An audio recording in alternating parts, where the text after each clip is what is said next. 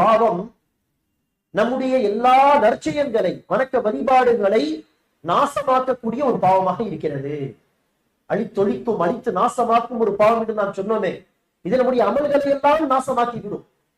நாம் கஷ்டப்பட்டு தொழக்கூடிய தொழுகைகள், பொருளாதாரத்தை செலவு செய்து நாம் செய்யக்கூடிய தர்மங்கள்,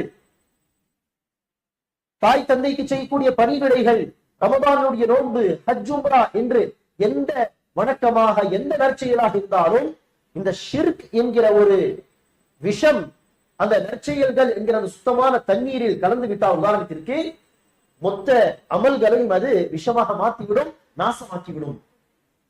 எனவேதான் அன்பானவர்களே, அல்லாஹ் சுப்ஹானஹு வ தஆலா ஜுமர் அத்தியாயத்திலே 65ஆம் வசனம் அநேகமாக, அதில் நபிகள் நாயகம் ஸல்லல்லாஹு அலைஹி வஸல்லம் அவர்களை பார்த்து அல்லாஹ் சொல்கிறார், லஇன் அஷ்ரக்த லயஹ்பதன்ன அமலுக் வலதகூனன்ன மினல் ஹாஸிரீன்.